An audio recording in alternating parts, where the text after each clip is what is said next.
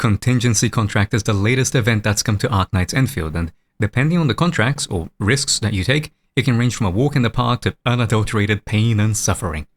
Thankfully, the team, gear and routing requirements to push as high as a risk 45 aren't actually all that demanding. So hopefully, once you're done watching this guide, getting a risk 45 clear of your own will be smooth sailing. The very first thing to cover are the risks themselves. After all, they're what informs everything else. They're the debuffs, and in some cases buffs, that work as stage modifiers to Contingency contract. Most risks have different levels. Team Weaken 1 decreases operator attributes by 10% and increases the risk factor by 1. Team Weaken 2 cannot be used alongside Team Weaken 1, instead working as an enhancement to the effect, taking the attribute decrease from 10 to 20% and increasing the risk factor by 2.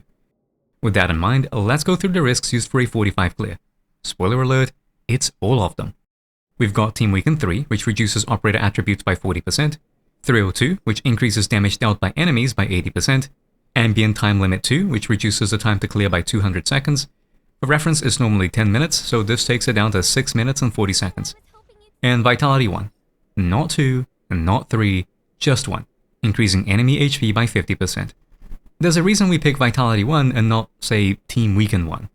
The Wolfguard being used here has around 610 strength normally, but if checking his stats inside Contingency contract with Team Weaken 3, it goes down to 366. That's a 40% decrease as outlined by the risk. Same with agility and all the other attributes. Here's the thing though, attack? That's dropped from 3,310 to 2,450. That's a decrease of 26%. Arts intensity and any other stats don't drop at all. As important as attributes are for an operator's damage output, there's more to it than that. Weapons have their own base attack, as well as additional modifiers like heat damage dealt. Same with gear, having non-attribute boosts and set effects that can increase an operator's damage. So a 40% reduction in attributes is steep, yes, but that's not a 40% reduction to a team's damage output. On the other hand, a 50% increase to enemy HP is exactly that. Enemies are 50% tankier and demand 50% more damage to kill. Honestly, this is the risk that makes it so hard to push for clears above 45. Going from 50% to 100% in HP boost to enemies is a relative increase of 33%. And at Vitality 3, that's double the tankiness of Vitality 1, 3 times that of baseline. The team we'll be running isn't going to have the damage to deal with that, not consistently at least, so it's the only risk that isn't maxed. Next is Team Restraints 2. When an operator applies vulnerability or arts infliction, they deal 90% less damage of the matching element for 10 seconds. Creating team compositions that work around this ends up being very important. Zhong Fengyi builds electric inflictions with her battle skill in ultimate state. Doing so, however, means doing 90% less damage, and that's on top of all the other risks. Thankfully, reactions work fine. After all, it's clearing out inflictions rather than building them, which is something we'll be abusing as part of our team. Then is Team Decapitate 2, increasing all damage taken by the controlled operator by 100%. Emphasis on controlled. There isn't much of a concern to non-controlled operators dying in Contingency contract, as they all thankfully get a high blanket damage reduction stat. After that is the notorious Ambient Mire, making it so that dodges of any kind cannot be performed. Note that this is strictly dodges, not sprinting, so you can still make use of that to get away from enemies and avoid attacks.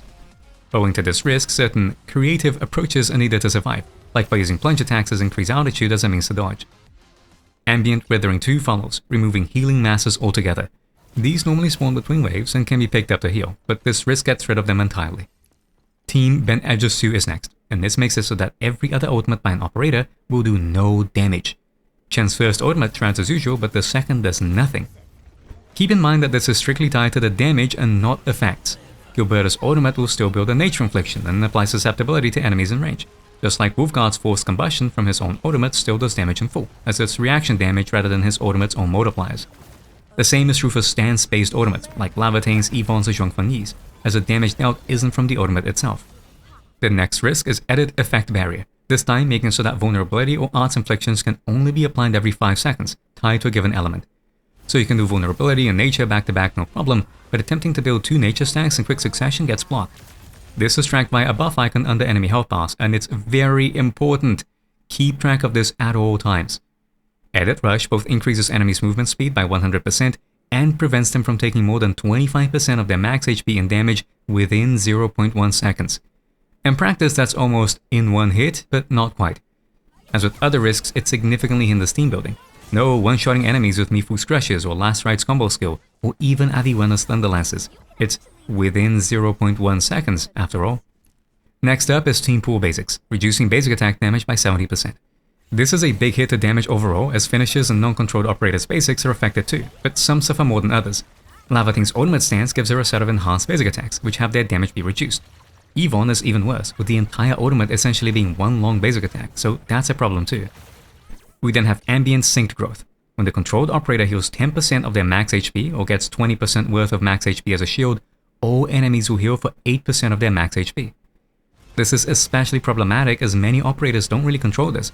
On Gilberta, if you happen to hit multiple enemies with her combo or battle skill, it heals the team, which means it may also heal enemies if the threshold is met. Then there's Team Whittledown, with every point of damage taken being converted either 30% or 50% of max HP reduction for melee and ranged operators respectively. So if you take 1000 damage, that's 500 in max HP loss, which just so happens to make risks like Synced Growth even more likely to trigger, as less healing would be needed to hit the 10% max HP threshold. The next set of risks are unavailable, with an exclusive risk needing to be picked first. Just like how Team Weaken 2 locks out Team Weaken 1, picking one of the risks here locks out the other, except that instead of it being an upgraded version of the risk, it's a different one entirely. Not only that, they happen to have benefits too. The leftmost risk is Ambient Overclock. It reduces battle skill damage by 60%, but in turn reduces combo skill cooldowns by 60% too. Perlica can effectively become an electrification machine gun with this, especially when set effects like Chingbo are factored in. Its alternative risk is Ambient Tremor.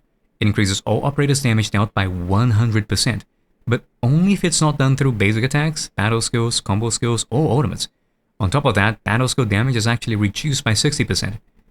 Zhuangfeng Yi is most certainly going to be struggling with this, but reaction-based damage dealers, like those using Crush or Combustion, have this function as a very potent buff. Added Encasement causes every vulnerability or infliction stack to reduce the damage enemies take off that type by 10%, being removed 0.1 seconds after they drop. Because this is not removed immediately and happens only after 0.1 seconds, it means reactions, like Crushes, are going to be suffering from the damage loss. Unless that reaction can be triggered without vulnerability stacks, like with Mifu's Battle Skill 3, or happens to be a damage over time effect like Combustion. The initial damage still suffers, but the damage over time goes through in full. Ambient Petition prevents the switching of controlled operators, whereas Edit Toxic Residue 2 leaves a poison puddle when enemies die on the battlefield. This lasts around 15 seconds, and for every second an operator stands on it, they'll take 5% of their max HP as damage. Then there's Edit Regeneration 2, which causes enemies under crowd control effects to heal 15% of their max HP every second. By crowd control, it really means things that incapacitate enemies, so knockdown and lift, as well as special effects like Tank Tank's ultimate. Debuffs like Slow from Tank Tank's talent or Fluorite's battle skill do not count, given that enemies can still act even with them. Perhaps even more obnoxious than Ambient Maya's dodge restriction are Team Battle Chill 2 and Team Heat Loss 2, which cause a stack of crowd infliction to be built on the controlled operator whenever any operator casts a battle or combo skill respectively, with a 3-second cooldown. That means you get solidified pretty quickly. The description isn't quite clear though, as it says there's a 3-second cooldown trigger for each operator. In truth though, it doesn't matter. If Chen uses her battle skill, then her combo skill 3 seconds after, it will build 2 stacks. But if all of them are used within 3 seconds, it doesn't matter if it's a battle or combo skill or which operator uses it, only one crowd infliction builds. The cooldown is tied to the controlled operator. The last set of risks are also exclusive, being Ambient Thermolysis, Pyrolysis, Electrolysis, and Physicolysis, where taking one locks out the rest. They all increase the solidification duration applied to the controlled operator, like from Battle Chill and Heat Loss, to 15 seconds. But if a matching elemental type skill is used by any operator in the team, it will immediately clear it. Matching elements is tied to the damage type associated with the skill. With Physicolysis, you think Gilberta's combo skill would count, but it deals nature damage, so it doesn't. Arknights, on the other hand, deals physical damage, so it matches the criteria. That's about it for all the contingency contract risks. And now that we've covered them all, we can go through our team, as it's tailored specifically to work around them. The first member is Estella. She doesn't actually offer anything of value, neither her battle skill nor combo skill ever gets used, but she does have an important talent. Laziness pays off now. What this does is ignores cryo inflictions altogether. No need to worry about being solidified, because as long as she's a controlled operator, stacks don't build to begin with. The second member is Gilberta. She's here for 2 primary reasons: wide area grouping and wide area inflictions. Most waves in Contingency Contract are comprised of multiple enemies. With both damage and time being as low as they are, it's incredibly important to maximize the value of every skill. Her battle skill then is perfect for this, having an incredibly large vacuum effect and setting up for combustions through nature inflictions. Although, with how building inflictions reduces both damage dealt by an operator and damage taken by the enemy, we need a damage dealer of a different element that is not going to be reliant on building matching inflictions. And for that, we have our third member, Wolfguard. Considering that ambient tremors damage increase applies to reactions, and battle skills are going to be 60% weaker no matter what, it's a perfect pick. It's difficult to fall back on Crush, physical statuses are crowd controls, and with a 25% cap to enemy damage taken, Combustion's damage over time effect is the best option. With this easily accessible wide area heat infliction from combo skill, Wolfguard is a team's carry. The last member is flexible. Lavatane is very useful owing to her forced combustion on battle skill. Antal works as well, with his ultimate being a big increase to team damage output, as well as Akakuri, who packs an on-demand wide area heat infliction through battle skill and a great ultimate. All of them are effective picks. For this run though, we'll be using Fluoride, as she can synergize with Gilberta to offer free nature inflictions through her combo skill and ultimate, and her battle skill is very useful against mobile enemies. It's very, very common for enemies to move out of Gilberta's skills, especially with the 100% increase in move speed. A missed battle skill can be the difference between a failed and a successful run, so between the slow effect and 100% hit rate of her battle skill, it makes for much more consistent runs. To maximize chances of success, each operator will want to be outfitted with gear that plays to their strengths. Acela is running 2 Lynx connected T2s, owing to their high HP increase bonus. This is good not just for survivability, but to lessen sync gross effect. The heal on enemies when the controlled operator has 10% of their max HP healed. HP is a better stat than final damage reduction and contingency contract for such a reason, as effects like those from Gilberta's talent heal fixed values rather than fractions of max HP. The rest can be pieces that boost Acela's strength, either through attributes or as secondary boosts, so as to increase her base HP. Ultimate gain efficiency can be helpful too. A little known fact is that operators' ultimates have a few frames of invulnerability on cast, so that they can't be interrupted during the animation. Reserving Acela's ultimate as a means to avoid hard-hitting attacks is valid. For her weapon, Chimeric Justice, which provides both strength, increasing her base HP, and ultimate gain efficiency, would be best. Gilberta is running a 3-piece Arknight set with 2 auxiliary arms and a gloves T1, ideally with the ultimate gain efficiency lines being fully artificed. More ultimates means more nature inflictions and more instances of her susceptibility buff, both of which are a big help to the team's total damage output. An off-piece Redeemer's armor then is ideal for the very same reasons. For her weapon, I use her signature, delivery guaranteed. The ultimate gain efficiency on it is used for the route on show here, as it makes things far more comfortable. But it's entirely possible to get clears with her running detonation unit. For 46 risk clears and above, it can be important to do so, as the damage gain from it is a big deal to power through higher enemy HP. Wolfguard is our damage carry, and as he does all of it through reactions, Art's Intensity is a priority, so a 3-piece Hot Work set is the way to go. Hot Work power banks have that and matching attributes, making them the ideal kit picks, but the rest is relatively flex. As I had a fully artificed Grizzled Edge Gauntlets T1, I used that, as it has 2 matching attributes, even if flipped in order, and Art's Intensity, leaving the final piece to be a Hot Work exoskeleton. His weapon is Rational Farewell. While its strength and heat damage boosts are very much appreciated, the attack percent bonus on combustion for 15 seconds is what really makes this be the best option. The check for the stats that combustion uses is done at the point in which the damage happens. For example, if Eternal Arknight set effect is triggered halfway through a combustion, it will increase the damage of subsequent ticks. So even though Rational Farewell's buff is applied with the combustion itself, it will be up for every tick. Their out here does have it be at P5, but there's so much leeway with damage that a P0 shouldn't have much more trouble clearing. Lastly is Fluoride, whom I've built with pure ultimate gain efficiency to get more frequent nature inflictions. Qingbo can work as well for combo skill cooldown, but I found ultimate to be a more comfortable option as it's something that could be weaved in between combo casts. OBJ Velocitus is her weapon for much the same reason. It's not as if anything else would add value anyways. Now that you know the setup, let's have a look at the run in full, then break it down step by step.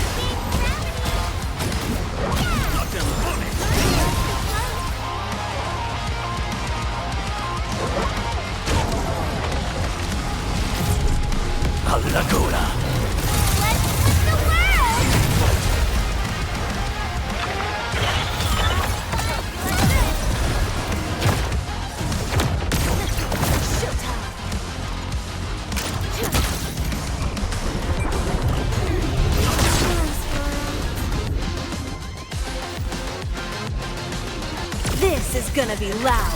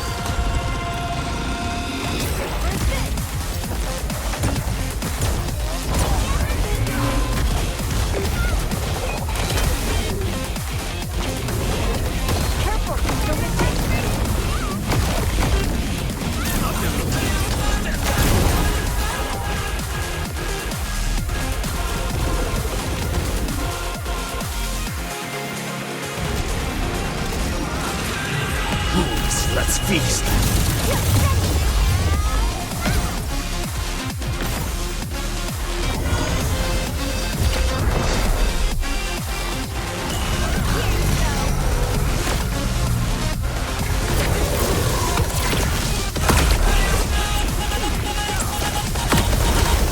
This is gonna be loud.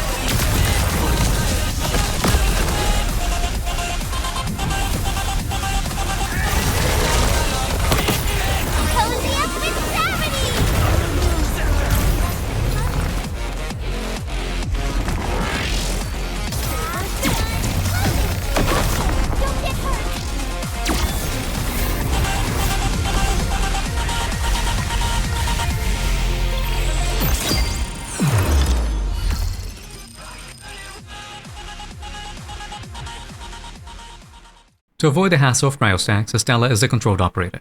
Shortly after initiating the stage, begin casting Gilberto's battle skill and start basic attacking on Estella to gear up for a final strike. Both will land right as enemy spawn. This triggers Wolfbar's combo skill, and that alone will be enough to kill them. As the next subwave is about to spawn, position yourself on the corners of the center box and use Gilberto's combo skill. Normally, it'd be best avoided, after all it's a forced lift, and that means Regeneration 2, the heal on crowd control risk, is activated regardless of vulnerability stacks. At this point though, with enemies already being at full health, it's of no concern and can help her build some ultimate energy. The next subwave has 3 force swings appearing around the signs, followed by a heavy stink. Position yourself to attack and push one of the force swings to the center. A Gilberta battle skill follows to group them up together. This part of the route can be somewhat frustrating as enemies won't always be grouped up by Gilberta and tend to move out on the first cast. Wolfguard's combo skill isn't up at this point yet and another Gilberta battle skill is needed. There's the effect barrier risk too, the 5-second infliction lockout, so it affords some time to salvage bad enemy AI luck and push in ads so that they're grouped up by the second battle skill cast instead. Even if you take some damage, prioritize getting everything grouped up. Once the second nature infliction lands, Wolfguard's combo skill should be ready to go, which is enough to kill the force swings even at a level 1 combustion. The heavy sting on the other hand will be at barely under 50% HP, even with a level 2 combustion. So use Fluorite's combo skill, time to land after the lockout expires, for another nature infliction, then any nature inflicting battle skill for a second. Waiting for Wolfguard's combo skill will take too long, so his battle skill follows, with the second level 2 combustion being enough for a kill. That's the end of wave 1. It can be cleared by around 0555, but bad luck with enemy AI can push it back to 0545, as seen here. As the wave timer ticks down, position yourself near the center and begin casting Gilberta's battle skill and Acella's basic attacks shortly after it hits 1 second. It will land right as the mud flows spawn, and then the level 1 combustion from a Wolfguard combo skill is enough to take them out. As the damage over time ticks, move outwards to try and bait them away from the center so that the puddles from Toxic Residue 2 don't stay in the middle. They won't always follow you, and unfortunately I wasn't lucky, but it's workable anyways. Once the Hedron spawn, position yourself to push one of them to the middle of the arena. Depending on luck with enemy AI movement, you may need to push another as well. They might attack, but don't worry, any basic will interrupt them, and it's easy enough to jump out of the projectile's hitboxes. As you push them to the middle, keep an eye on Wolfguard's combo skill cooldown and begin casting Gilberta's battle skill so as to trigger it as soon as it comes up. This is enough to kill them and lead to the next subwave, a Hedron and Tidewalker. Move close for Wolfguard's and Gilberta's ultimate. Between Wolfguard's force level 1 combustion and Gilberta's susceptibility, it's more than enough to kill the Hedron while also doing some decent damage to Tidewalker. Using Gilberta's combo now is good to recover her ultimate energy, as Tidewalker is so big that it can't be lifted or knocked down, meaning that regeneration 2 won't trigger. Now it all comes down to kiting the Tidewalker. It has a bunch of different attacks, but you want to watch out for 3 of them. The first is a series of 3 tentacle swipes. The first hit can be avoided by sprinting away from Tidewalker while jumping, and the remaining 2 hits are simply outranged. The second is a tentacle coil into a thrust, which can be dodged by sprinting away and jumping. It then has a tentacle lift and explosion follow-up, so be sure to move out of the way before it hits. The third is a double tentacle swipe, which can only be avoided by a jump into a plunge attack with precise timing. This can be quite difficult to do so as the actual timing changes depending on the distance, so if you're not confident on avoiding it, use the Stella's ultimate. Other moves include a bunch of cryo beams and cryo waves, but they're easy enough to avoid by moving and jumping. Just be careful as it will move a lot during these, which can cause skills to miss. Back to the actual run, slowly build up nature stacks of Fluorite's battle skill. The slow on it can help with outrunning attacks, and at the very least it won't miss like Gilberta's battle skill. Fluorite should have enough for her ultimate, which can be used for a free nature infliction. Wolfguard's combo skill follows, and the level 4 combustion will almost kill Tidewalker, but not quite. So get one last nature infliction up while combustion ticks with Fluorite's combo skill. Then once the level 4 combustion clears, Wolfguard battle skill to finish it off. This closes out wave 2, with 0430 being a good timer target to have, but owing to the delay on the force swings, this run is 5 seconds behind. Wave 3 is the first filter, being a part of the run that's up to fate and random chance, with a double heavy ram pair. If the enemy AI doesn't cooperate, it's game over. You can try to influence it, however, like by positioning yourself near the corners of the stage to bait them in together. From there though, it's mostly out of your hands. Use Gilberta's battle skill and work it around the lockout to try and get nature inflictions on both, but doing so is a lot easier said than done. Once 2 nature inflictions are built, have the third be done through a Gilberta ultimate, with Wolfguard's combo skill triggering a level 3 combustion right after. Keep them in sight for as long as possible so as to benefit from the susceptibility buff, but again, that's easier said than done. Only a level 1 combustion is needed to kill them at this point, and here is where I make a critical mistake. Rather than waiting for Wolfguard's combo skill to come back up, I was hasty and used Gilberta's battle skill too early. The first cast missed a heavy ram anyways, but the second didn't, which means that I'm now a full 200 SP behind, as I needed a third Gilberta battle skill to kill them. This will have consequences later in the run. At the very least, this gives me a Fluorite combo skill, so using it and Gilberta's combo skill, followed by Wolfguard's ultimate, is a good opener into the next subwave, Effigy. Like Tidewalker, it's too big to be crowd controlled, so use Gilberta's combo skill freely.